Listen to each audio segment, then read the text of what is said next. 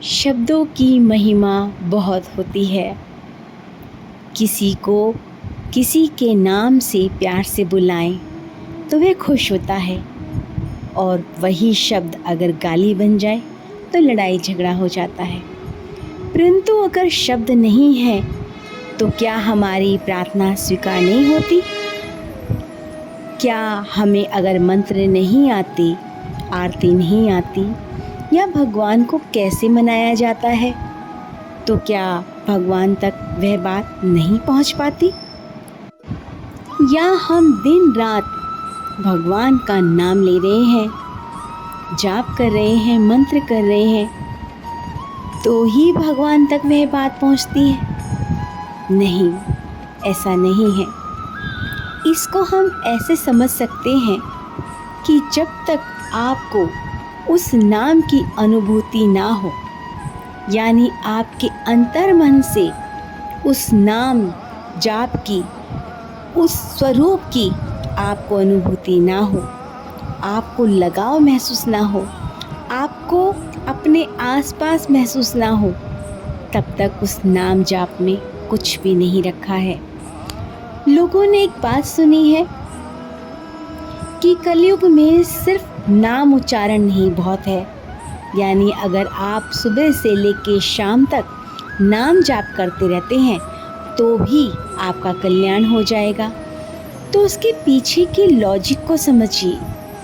अब आप करने तो किसी का खून जा रहे हैं, यानी किसी का बुरा करने जा रहे हैं, और आप नाम जाप कर रहे हैं कि भाई मैं तो प्रभु का नाम ले रहा था और मैंने छुरा घोंप दिया, तो मैं इस पाप से मुक्त हो जाऊंगा।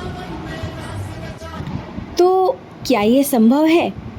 आप ये कह सकते हो, प्रभु मैं तो दिन रात नाम जाप कर रहा था, लेकिन मेरा तो काम ही खून करना है, मेरा तो काम ही दूसरों को नुकसान पहुंचाना है।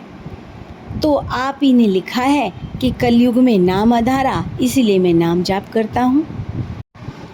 दिन रात, सुबह दोपहर शाम, तीनों टाइम मंदिर जाना, और कहीं भी मंदिर है सिर के बल लौट जाना, और भगवान को किसी भी तरीके से नियम धर्म के साथ, पूरे मंत्रों के साथ, विधि विधान के साथ मनाना, और उसके बाद अपने साथ काम करने वाले व्यक्तियों को परेशान करना, उनके किए के कार्य को अपने ऊपर लेना, यानी कार्य किसी और ने अच्छा किया है उसका क्रेडिट आप लेकर जाते हैं कि देखिए मैंने किया है, जिसमें आपका उसमें कोई हाथ भी नहीं है, और फिर दिन रात वही मंत्र जाप करना।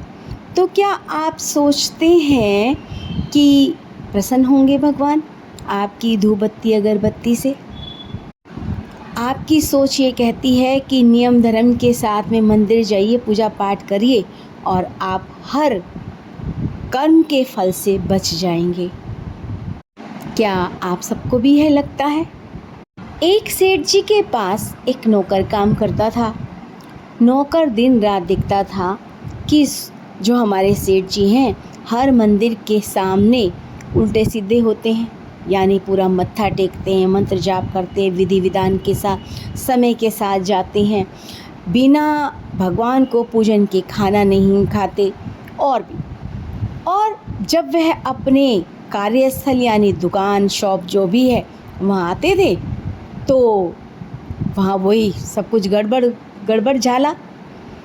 और उसके बाद वो भगवान से कहते थे लास्ट में जाते समय, दुकान बढ़ाने का समय जब आता था, प्रभु मेरे आज के कार्य को क्षमा करना, मैं आप ही की शरण में हूँ, आप ही के उसमें हूँ। यह सब कार्य उनका नौकर देखता था। तो नौकर रोज खाना लेकर आता था घर से। रास्ते में उसने क्या किया कि महात्मा जी रास्ते में पड़े, उन्हें सारी बात बताई कि मैं जिज्ञासु हूँ, कि मैं तो गरीब हूँ और वह व्यक्ति दिन दुनी रात चौगुनी उन्नति कर रहा है, खूब रुपया पैसा धन दौलत औलाद सब कुछ है, तो क्या भगवान इसी में खुश होते हैं? तो महात्मा ने कहा कि देखो ऐसा कुछ भी नहीं है, तुम ऐसा करो, उनको सही रास्ते पे लाने के लिए एक कार्य करो, खाना कौन बनाता है? नौकर ने कहा जी मुझे ही बनाना होता है आजकल तो। उनकी धर्मपत्नी तो बाहर गई हुई है। तो उन्होंने उनके कान में कुछ कहा और नौकर अपना घर को चला गया। जिस समय वो खाना लेकर आया तो जो सेठ जी थे उन्होंने मुंह में टुकड़ा डाला तो उनका मुंह एकदम से टुकड़ा उन्होंने बाहर फेंका। अरे इतना नमक डाला, बेवकूफ़ है क्या, कोई इतना नमक खाता है? तो उसने कहा सेठ जी मुझे क्षमा कर दीजिए, मेरे से गलती से डल गया, आज के बाद मैं नहीं करूँगा। आप बिल्कुल मेरे पर अपनी कृपा दृष्टि रखना और मैं तो आपकी शरण में हूँ। सेठ जी ने कहा चलो कोई बात नहीं। अगले दिन फिर जब खाना बनाया फिर वही हरकत। सेठ जी कहने लगे भाई तेरा दिमाग ख़राब हो गया है क्या? कल तो चलो मैंने तुझे क्षमा किया था और आज फिर तूने यही हरकत की। ऐसा है अगर अगली बार हरकत की तो मुझसे रहा नहीं जाएगा, या तो मैं नौकरी से निकाल दूँगा या बहुत मारूँगा। तीसरे दिन जब खाना बना के लाया तो फिर वही बात हुई। जैसे ही टुकड़ा डाला, आज तो 2 दिन से भी ज़्यादा नमक था, मुंह में डाला, तुरंत थूका कुल्ला किया और एक डंडा उठाया और धड़ाधड़ बजाया नौकर के और कहा निकल जा, 3 दिन हो गए तूने मुझे भूखा मार दिया। रोज़ आता है मत्था टेकता है कि माफ़ी दे दो, माफ़ी दे दो। तब नौकर रोते हुए बोला प्रभु मैंने तो सिर्फ नमक मिलाया था, जिसका कोई इतना दिक्कत भी नहीं, आपने खाना छोड़ दिया।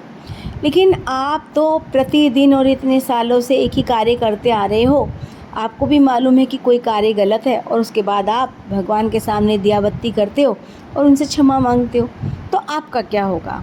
आपने तो छोटी सी बात के ऊपर मुझे डंडे से पीट दिया, आपका क्या होगा? इस बात का असर उस व्यक्ति के ऊपर, उस सेठ जी के ऊपर इतना पड़ा। ये नौकर की बात का असर नहीं था, वो जो गुरु ने बताया था। गुरु होते ही हैं जो सही रास्ते पर लाते हैं व्यक्ति को।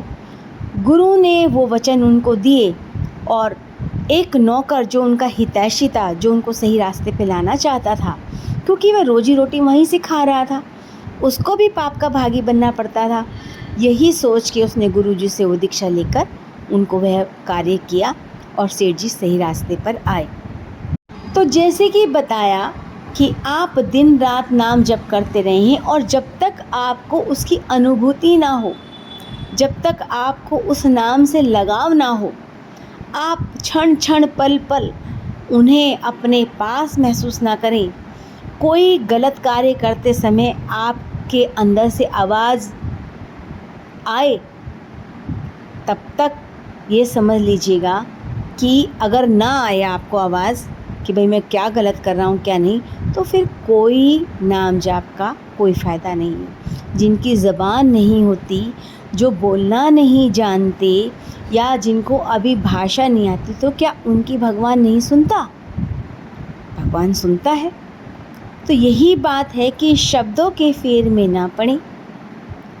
शब्दों की अनुभूति बिल्कुल ऐसी है कि अगर मैं तीनों टाइम ये कहूँ कि पूरी पूरी हलवा, पूरी भोजन या कचौड़ी, तो क्या मेरा पेट भर जाएगा? मेरे सामने जब वो भोजन आएगा तभी मेरे को तृप्ति होगी। बिल्कुल इसी तरीके से जब आप भगवान नाम का जाप करें तो आप उसके अंदर आपको लीन होना पड़ेगा कि भाई मैं तो दिन रात उठते बैठते जाप करता हूँ, बैठने का समय नहीं है, तो मैं कैसे? जब तक आपकी इंद्रियां बाहर की ओर अग्रसर होंगी तब तक आप उनसे जुड़ भी नहीं पाओगे। लेकिन अगर आप चलते फिरते उसे परमात्मा को संग साथ महसूस कर रहे हैं, खाते हुए महसूस कर रहे हैं, करते हुए महसूस कर रहे हैं कि कोई कार्य कर रहा हूँ तो वह मुझे देख रहा है, कोई गलत बात बोल रहा हूँ तो वह मुझे देख रहा है, आपको पल पल पल पल अपने कर्म की सुजागी हो रही है, तो ये समझ लीजिए कि आपका नाम जाप सार्थक हो रहा है। कहा ना कि भोजन करने से भोजन की तृप्ति आपके पेट में नहीं आ जाएगी। भोजन की तृप्ति जब ही होगी जब थाली में लग कर आएगा और आप उसे ग्रहण करेंगे। आपको तीनों टाइम कह दिया जाए कि भैया भोजन का जाप कर लो, मैं पूरी खा रहा, मैं हलवा खा रहा, मैं पूरी खा रहा, मैं हलवा खा रहा, और नाम जाप करने से क्या आपका पेट भर जाएगा? नहीं। इसी तरीके से नाम जाप की महिमा का इतना ही बताया है कि जब आप नाम जप करें तो आपके अंदर से उन विकारों की कमी का होना ज़रूरी है, जो कमियां दूर होनी चाहिए। ये बिल्कुल ऐसे ही है कि शरीर पर जब तक के आपके गंदगी लिपटी रहेगी तब तक आप कुछ खा पी नहीं सकते। यानी अगर आपके पैर में कीचड़ लगा है, हाथ में गंदगी लगी है, तो क्या आप भोजन कर पाएंगे? उसी तरीके से मन विकारों में जब तक है तब तक आपका नाम जाप भी सार्थक नहीं होगा। तो इसका मतलब यह नहीं है कि आप नाम जाप छोड़ दें। आप नाम जाप रेगुलर करते रहें और उसके अंदर उस अनुभूति को खींचने की कोशिश करें, क्योंकि टंकी के नीचे अगर मार्बल का भी फर्श है, पत्थर का भी फर्श है और वहाँ पे लगातार टंकी की बूंद एक लगातार टपक रही है, तो आप देखेंगे कुछ समय बाद वहाँ गड्ढा हो जाता है। पानी की बूंद तो बहुत मुलायम होती है, उसके बावजूद भी वहाँ पर गड्ढा हो जाता है, क्योंकि वह लगातार वहाँ पड़ रही है। तो करत करत अभ्यास, यानी जब लगातार आप अभ्यास करते रहेंगे तो एक समय एक ऐसा आएगा कि आपको अनुभूति होना शुरू हो जाएगी। तो नाम जाप को छोड़िए मत, लेकिन इस कोशिश में भी रहिए कि आज आपको कुछ अनुभूति हुई, आज आपको उनके दर्शन हुए, क्या आपको उनका एहसास हुआ? बस समझ लीजिए नाम जप सार्थक हो गया है और आप सही सीढ़ी पर चढ़ गए हैं। बोलिए राधे राधे, जय श्री राधे। राधे राधे, जय श्री राधे। मेरे बाके बिहारी लाल की जय।